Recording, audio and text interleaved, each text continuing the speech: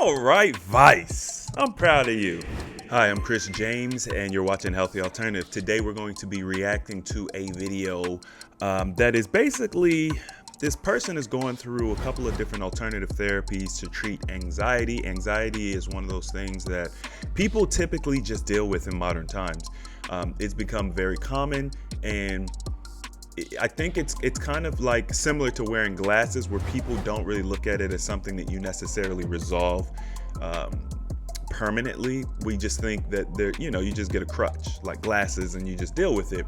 But just like with glasses, there are ways to permanently heal certain eye conditions, even myopia, which I still plan on working on that one of these days. It's just difficult because it's really good to do that therapy and not use your glasses. And I just do so much work where I need my glasses.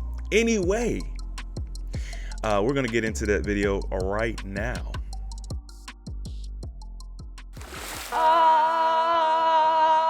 What's the point in journalism? What's the point in journalism? Why am I even doing this? Why am I even doing this? Waking up, unable to shift low-level anxiety, dreading the return to the millennial hustle. This is no life. What is the remedy beyond binning it all off and heading for the hills? I already spend £60 a week on talking therapy, and after a quick Google, I realised the latest alternative therapies were all close enough to my house to try. All right, so I just like to give my introductory thoughts. I don't know too much about Vice. I think that they tell some pretty cool stories sometimes. I've also seen them do some pretty kind of not so neutral reports on things. So my spidey sense is already telling me, and I don't know, but my spidey sense is telling me that this is going to lean towards making all of these alternative therapies look silly, but we'll see. Usually I'd start my day with at least 2 coffees, but today I thought I'd have some sound healing. A woman called Louise is going to bang some gongs and clear away all of that residual anxiety. Hey, y'all, don't start your day off with coffee. Maybe that's why you have anxiety. Caffeine is one of the most overused drugs. It's one of the most abused drugs, and a lot of people don't look at it in the light that it should be looked at. It's very unhealthy. The frequencies from these instruments actually put you in theta brainwave mode, which creates an environment for serotonin. So it really helps reduce stress and take those anxiety levels down. And what do I have to do? Do I just lie here and let the gongs take me away? Yeah. So the best way to approach a session is to just really be in a sense of surrender about it and just allow whatever's coming up for you to come up. Therapy where I have to do no work, that sounds ideal. Yeah. Okay, Hannah, so...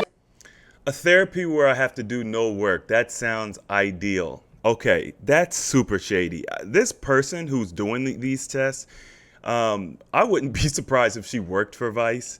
A therapy where I have to do no work. Anybody who is interested in being a better person, increasing their mental clarity, or losing weight, or eating a better diet, whatever the case may be, knows that there is no easy solution. So setting this up as if to say, all I have to do is just lay here and all my problems will be gone, that's not realistic, period. You should never have that expectation.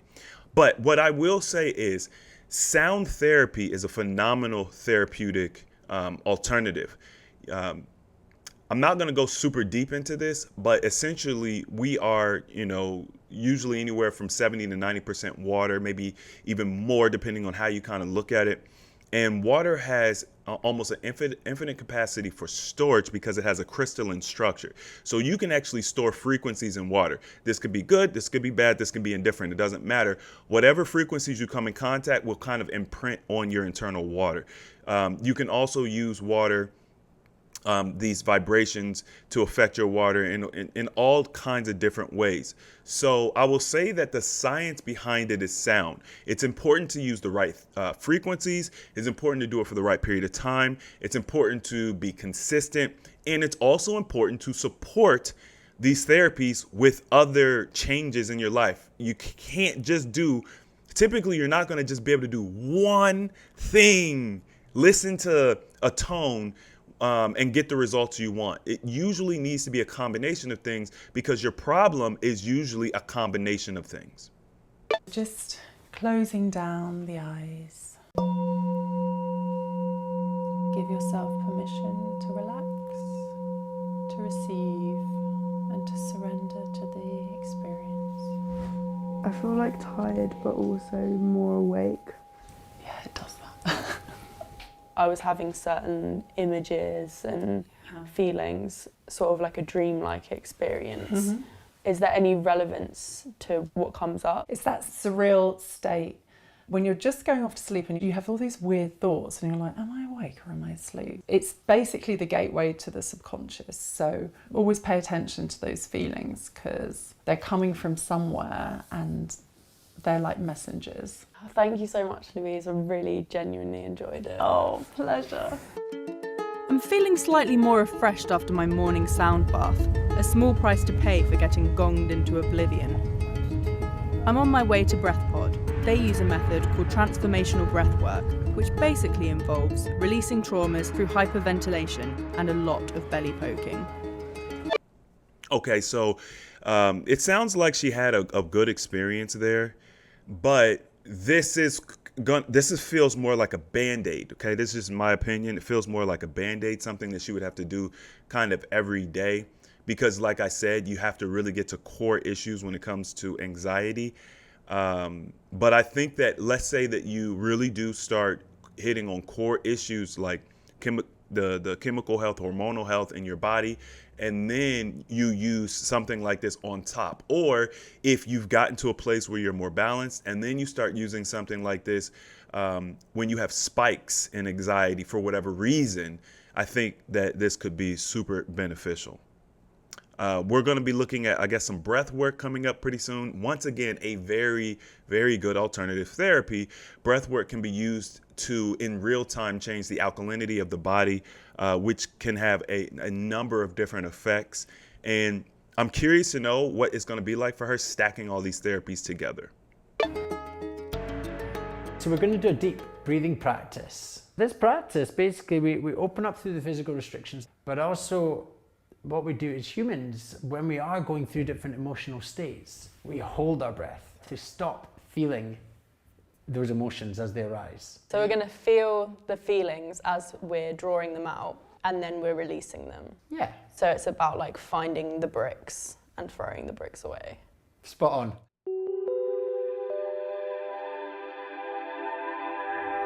It's safe to breathe. It's safe to be in my body. That's it, it's safe to feel. Does any emotion's good? If it's laughter, you can let that go too. It's safe to express who I am. Inhale. Okay, let's do some toning and movement.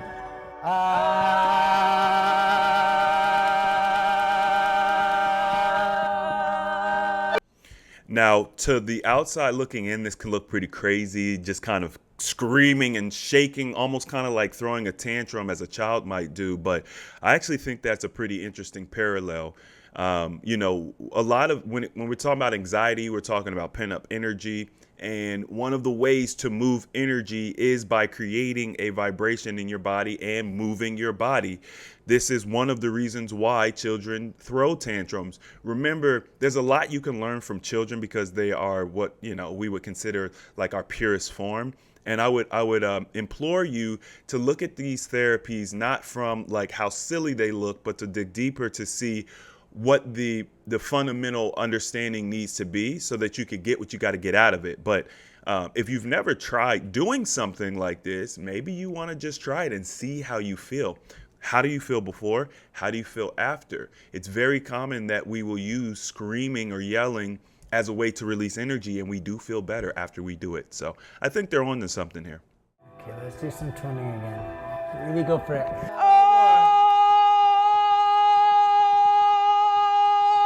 And breathe. I feel quite high. Like, I feel nice though.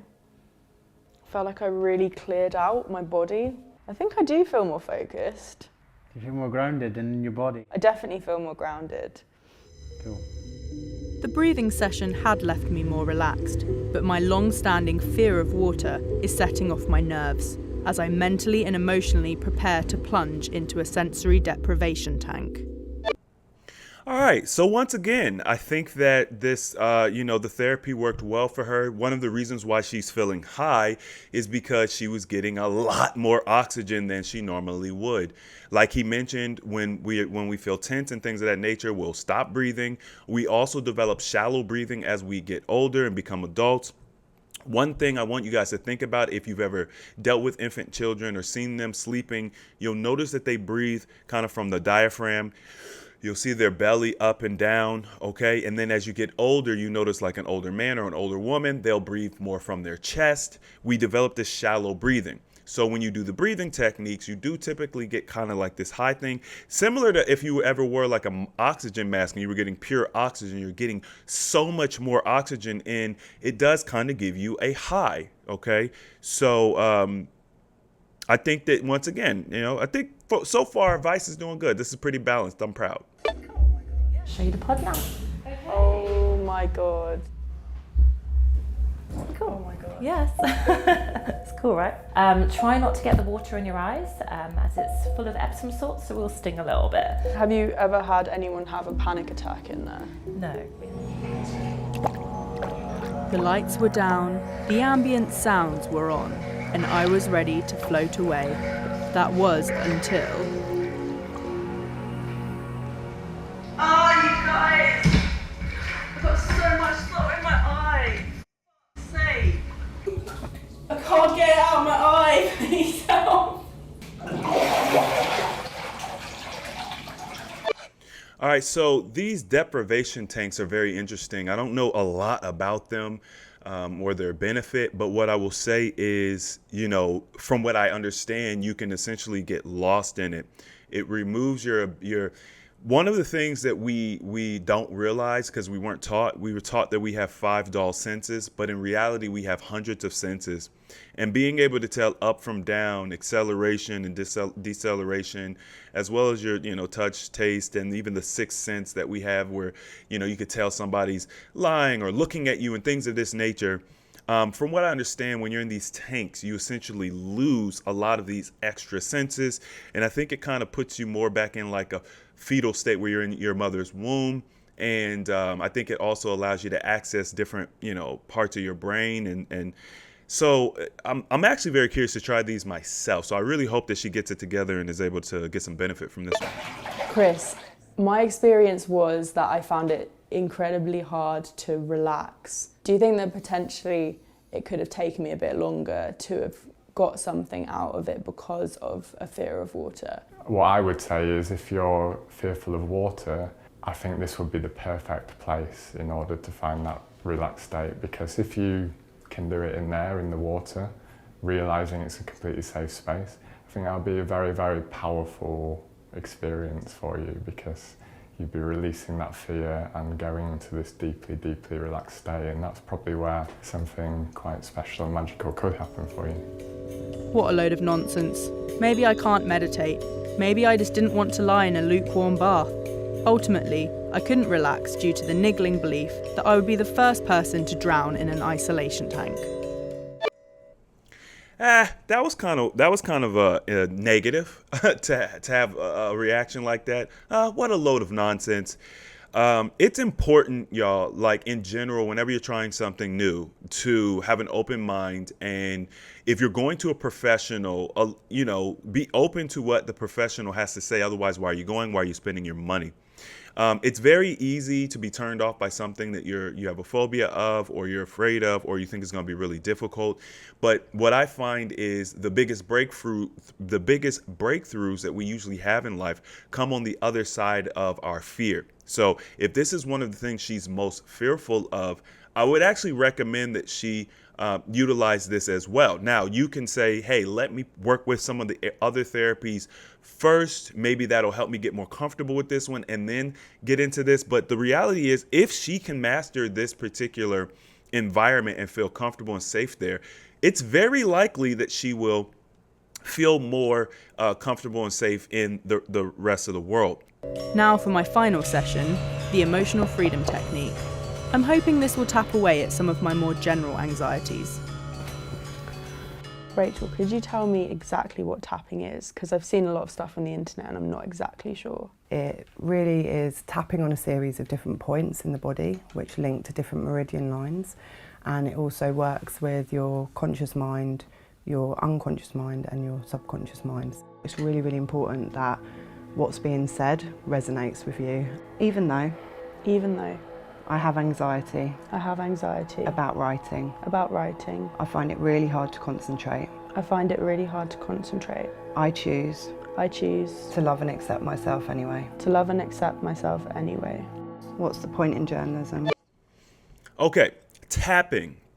Tapping is actually something that my brother Jonathan introduced to our community years ago. It was something that he was utilizing to help with his tendonitis and just some of the other issues he had. He also would teach it as you could use it when you're fasting and you're coming across something that's, a heavy detox symptom, whether it's a headache or something like that, or if you feel like you have energy bottled up, there's certain ways to help release it. And I will tell you that from his experience, it was very beneficial. I like what she's doing here because she's using it a little different than what John at least showed me. And she's combining it with some positive reinforcement, some affirmations. So she's kind of double dipping here because these can be used separate from each other, but using them together is even more powerful. And also don't forget, your body is, once again, 70 to 90+ % water. So as you're saying these positive affirmations to yourself, you're imprinting positive frequency on your body, which really does have an effect. So I'm curious to see what she thinks of this therapy. What's the point in journalism? Why am I bothering? Why am I bothering? Why am I even doing this? Why am I even doing this?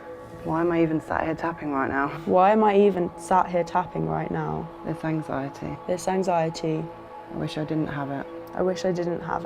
But I do at the moment. Sorry. One thing that I would like to say, when you are creating affirmations for yourself, you don't want to use any type of negative words.